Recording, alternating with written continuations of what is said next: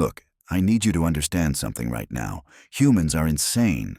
Not the fun kind of insane where you accidentally set your tail on fire during a mating ritual.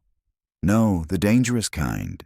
The kind that makes you question whether the universe made a terrible mistake letting them evolve past throwing rocks at each other. My name is Velcrin, and I have spent the last 4 cycles studying these creatures from a safe distance. Safe being the operative word here because nothing involving humans ever stays safe for long. I am Ythrani. We are a logical species, cold-blooded, cool-headed, and we calculate risk like breathing. Our survival depends on it. When a predator approaches, we run. When food is scarce, we ration. When something dangerous appears, we back away slowly and reassess our life choices. Humans, they walk toward the danger. With snacks. The observation post on Outreach Station 42 was supposed to be a quiet assignment. Monitor the wildlife preserve, file reports, avoid excitement. The Tiberian frost bears were dying out, down to maybe 300 in the wild, and some brilliant council member decided humans should help. Because apparently, when you need something saved, you call the species that once hunted megafauna to extinction for entertainment.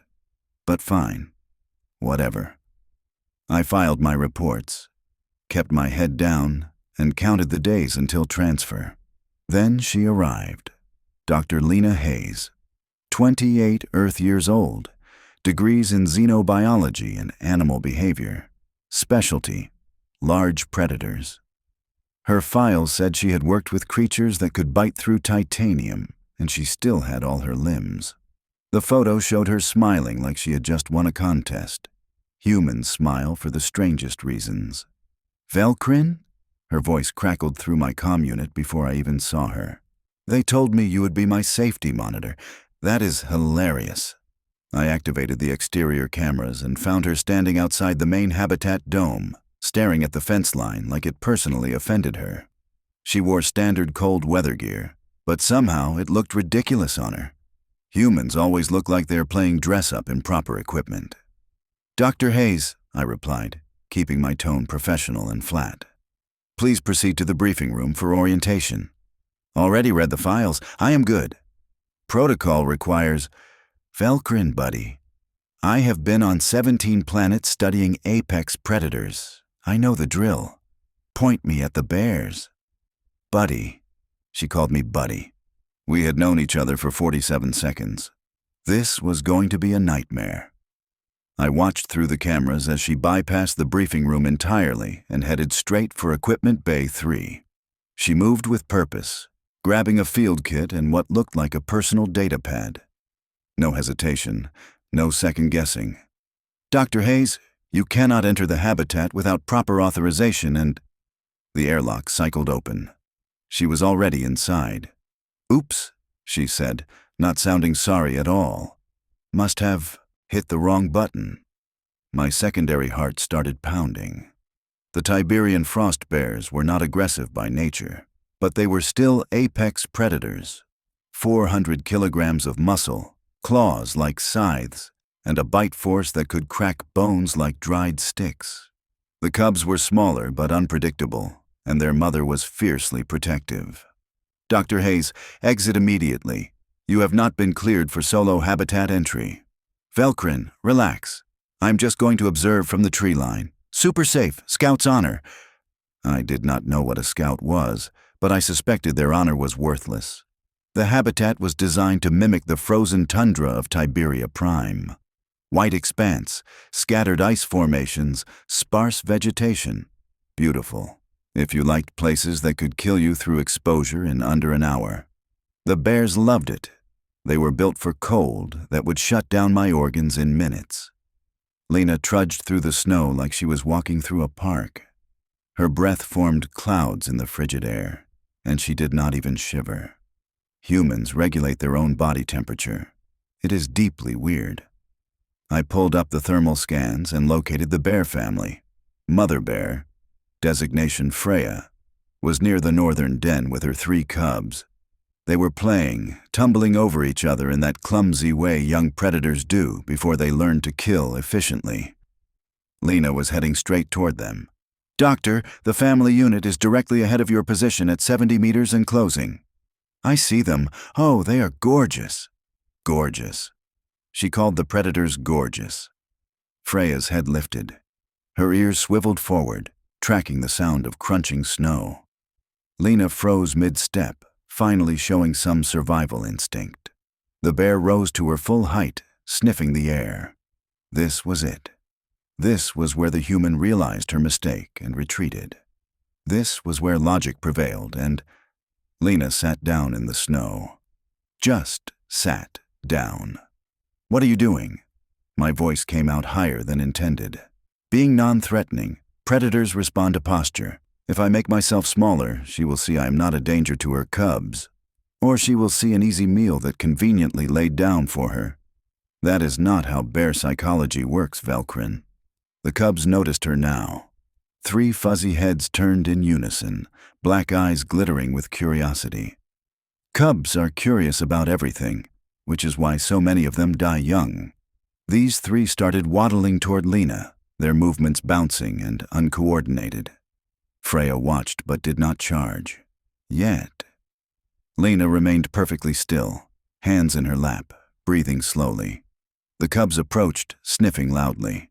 One of them, braver than the others, reached out with a paw and batted at her knee. "Okay, hi there, little one," Lena whispered. The cub climbed into her lap. Then the second one joined it. Then the third. They piled onto her like she was a piece of furniture, like she existed solely for their comfort. Lena's eyes went wide, and she looked directly at the camera I was monitoring from. Her expression said, "Well, this is my life now." Freya took 3 heavy steps forward, and every alarm in my system started screaming. "Do not move," I hissed into the comm. "Do not breathe wrong. Do not even think loud thoughts." "Wasn't planning on it," Lena whispered back. Her voice had gone tight, but not panicked. Humans have this ability to stay calm when they absolutely should not be calm. It is infuriating. The cubs were settling in. One had draped itself across her legs. Another was chewing on her glove, making little grunting noises. The third had climbed onto her shoulder and was trying to eat her hair. "They think I am furniture," Lena muttered. "You sat down. You invited this." I was going to rest for 1 minute, then back away slowly. That was the plan. How is that plan working out? Suboptimally. Freya circled closer. Each step sent tremors through the snow. She was massive up close, and the cameras could not quite capture the sheer presence of her.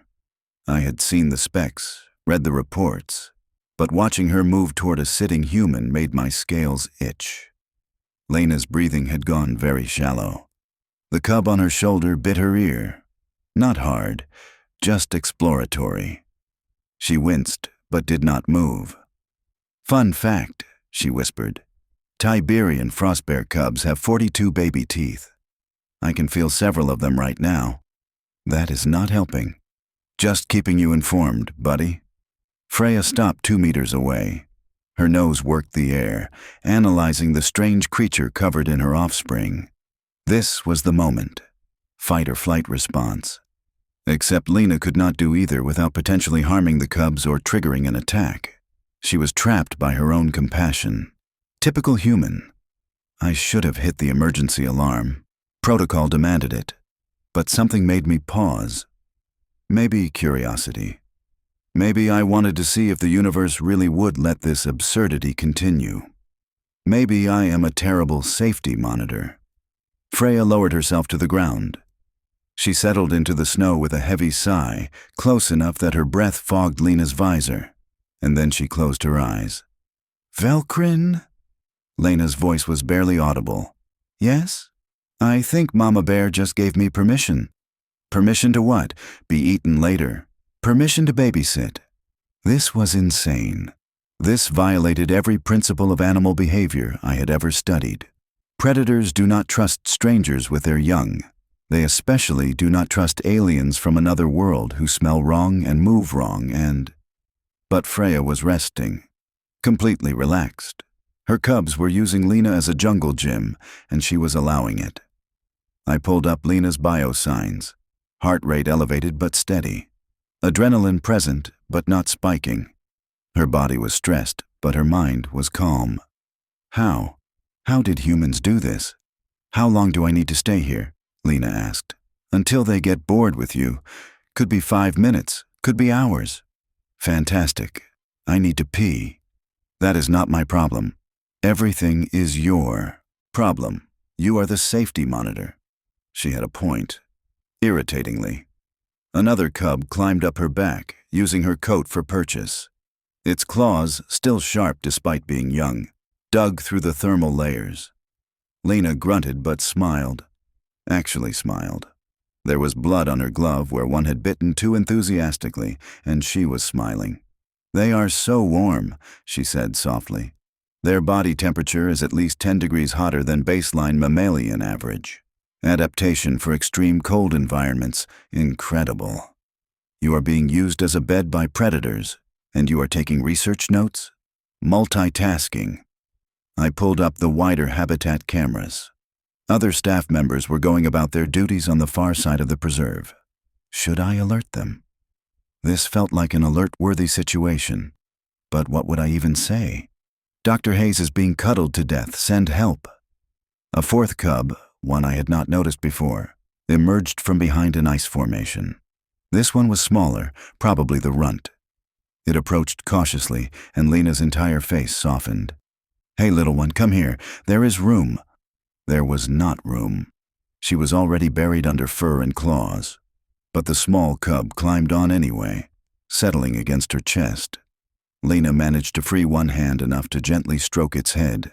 Freya cracked one eye open, watching this interaction. Testing, maybe. Seeing if the strange creature would harm her smallest offspring.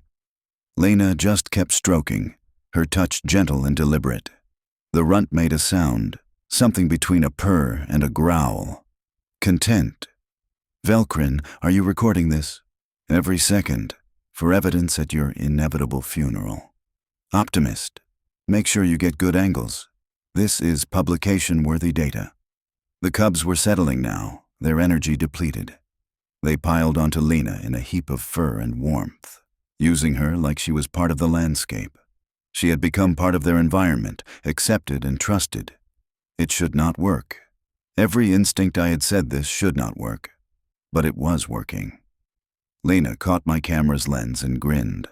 Blood on her glove, claw marks on her coat, cubs piled on every available surface. She looked absolutely thrilled. And I realized something troubling. I wanted to understand how she did this. 47 minutes.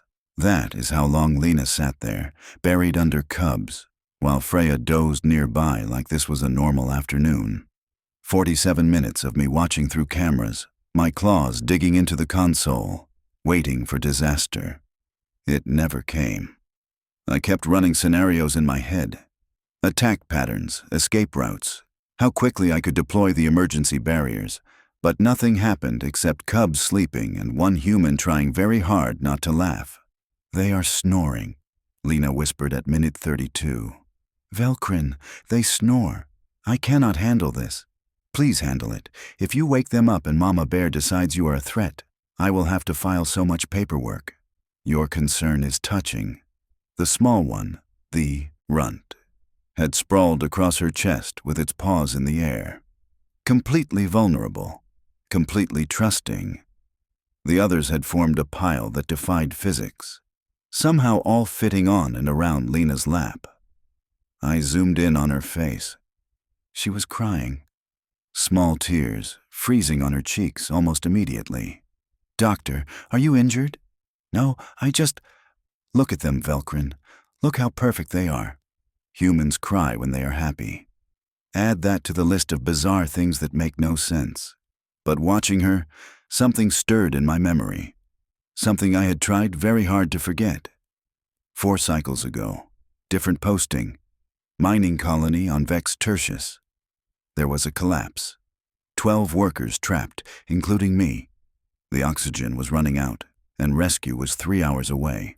We were going to die, and we knew it. Then the human engineer, some nobody whose name I never learned, did something stupid. She went back into the unstable tunnel with emergency charges and blew a new shaft to the surface. The whole thing could have collapsed and killed everyone. By all logic, it should have collapsed. It did not. She pulled us out, one by one. I was last. She looked at me with those weird, too forward eyes and said, "Come on, buddy. Not your day to die." Buddy. Just like Lena. I filed my report and requested immediate transfer. I did not want to think about what it meant that a human saved me by being reckless. That maybe recklessness and bravery were somehow the same thing in their species. But watching Lena now, covered in cubs, I could not ignore it anymore. Humans do not calculate risk the way we do. They do not run the numbers and choose the logical path. They see something that needs doing, something that matters, and they just do it. Consequences be damned. It is stupid. It is terrifying. It works. Velcrin?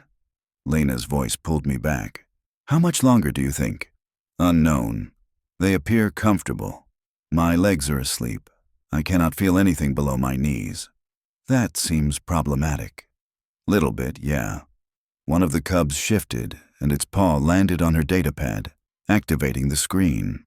Lena bit her lip, clearly trying not to laugh as the cub became fascinated with the glowing display. It batted at the screen, making her notes scroll wildly. Great! Now he is editing my research. Perhaps he has notes. If he publishes before me, I am going to be so annoyed. The cub on her shoulder, the one that had been chewing her hair, suddenly bit down on her hand. Not playing this time. Real pressure, real teeth. Blood welled up immediately, dark against the white snow. I was halfway to hitting the alarm when Lena spoke, her voice absolutely calm. It is okay. Just exploring. He does not know his strength yet. Doctor, you are bleeding. Yep, aware. The cub let go, licked the blood curiously, then went back to sleep like nothing happened. Lena flexed her hand slowly, testing the damage. Deep punctures, but nothing critical. Going to need a dermal regenerator later, she muttered. Going to need a psychological evaluation if you think this is acceptable behavior. Says the guy who has been watching for 47 minutes without calling for backup. She had me there. Freya stirred, finally lifting her head. The cubs sensed the change and began waking up, one by one. They yawned, showing teeth that would be lethal in another year. They stretched, claws extending. And then, bored with their new furniture, they climbed off Lena and wandered back to their mother. Just like that. 47 minutes of tension, and they left like she meant nothing.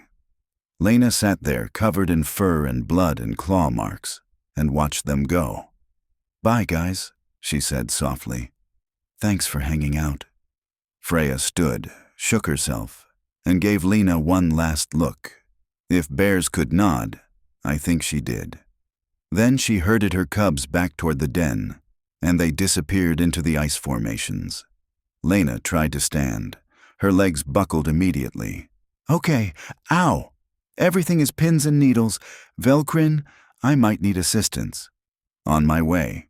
For the first time in 4 cycles, I left the observation post. By the time I reached her, Lena had managed to get to her hands and knees. She looked up at me and grinned, her face flushed from cold and excitement. That was amazing. That was the stupidest thing I have ever witnessed, and I once watched a Glorvian try to wrestle a gravity well. But did you see? They trusted me. Freya let me near her babies. Do you understand how significant that is? I helped her to her feet. She leaned on me, waiting for circulation to return to her legs. Up close, she was shorter than expected. Humans always are. They seem bigger from a distance, probably because of their presence. I understand that you nearly died for a photo opportunity. Not a photo op, data collection. This proves the integration protocols are working. The bears are adapting to alien presence. We can expand the program, bring in more endangered species, create safe zones across multiple worlds. She was limping toward the airlock, still talking, still planning. The bite on her hand was leaving a trail of blood drops in the snow. "You are injured. Flesh wound. I have had worse." That is not reassuring. We made it to the medical bay, and I watched as she cleaned and sealed the wounds herself, barely flinching. The punctures were deep. They would scar. "Want to know something funny?" she asked, applying the dermal regenerator. I was terrified the whole time.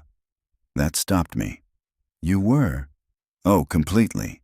My heart was hammering so hard I thought Freya would hear it. Every time one of those cubs moved, I thought, this is it. This is how I die, crushed by cuteness." "Then why did you sit down?" She looked at me, and her expression went serious. "Because they needed to know I was not a threat.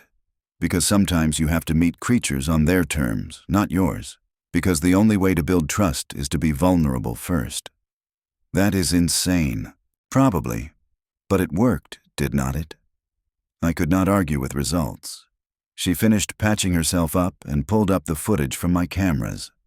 We watched in silence as the cubs piled on, as Freya gave permission, as Lena became furniture for 47 minutes. "I need to write this up," she said. "Behavioral patterns, trust indicators, maternal acceptance of alien presence. This is groundbreaking. This is you getting lucky. Luck is just preparation meeting opportunity, Velcrin."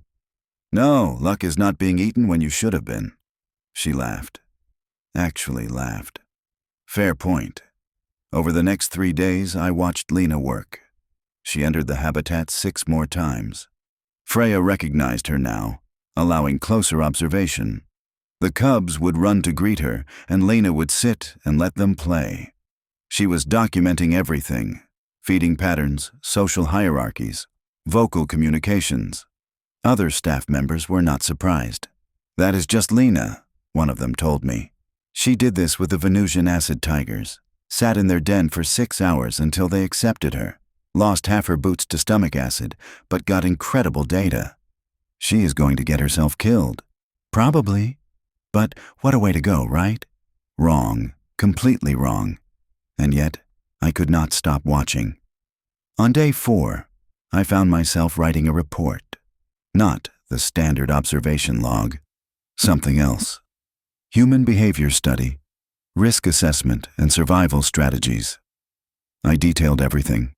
The sitting down, the waiting, the trust building, the apparent insanity that somehow produced results. And I realized something. Humans were not fearless. Lena had admitted her terror. They just had a different threshold for acceptable risk. They could be afraid and act anyway. They could calculate the danger and choose to proceed. That was not stupidity. That was something else entirely. "Velcrin," Lena's voice through the comm. "Want to see something cool?" I pulled up the cameras. She was in the habitat again, sitting in her usual spot. But this time, Freya was lying down next to her, not just tolerating her presence, seeking it. The cubs were playing, and Freya was resting her massive head on Lena's lap. "I think we are friends now," Lena whispered. A 400-kilogram apex predator had chosen a human as a pillow. I started laughing. I could not help it.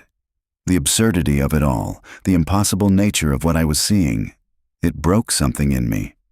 "Velcrin, are you okay?" "No, yes, I do not know anymore. You have broken my understanding of biology." "Good. That means we are learning." I finished my report that night. The conclusion was simple and terrifying. Humans do not survive despite their recklessness. They survive because of it. Their willingness to be vulnerable, to extend trust, to take insane risks for connection, makes them the most dangerous and most successful species in the known galaxy. They can make friends with anything, even things that should eat them. And if they can make friends with predators, what else could they do? The next morning I submitted a formal request, transferred to permanent human observation duty, because if the galaxy was going to be dealing with these creatures long-term, someone needed to study them properly. Someone needed to understand how they turned certain death into nap time. The request was approved within an hour. Lena found me in the observation post, grinning. "Heard you are stuck with me now." "It appears so." "Good. You are going to love what I have planned next. There's a pack of Voltarian storm wolves that just arrived, and I think, absolutely not. Come on, buddy. Where's your sense of adventure? I looked at her, covered in scars, eyes bright with excitement, ready to throw herself at the next impossible thing. And I thought, maybe adventure was not such a terrible idea after all. Maybe humans had the right approach. Maybe furniture duty was not the worst assignment in the galaxy.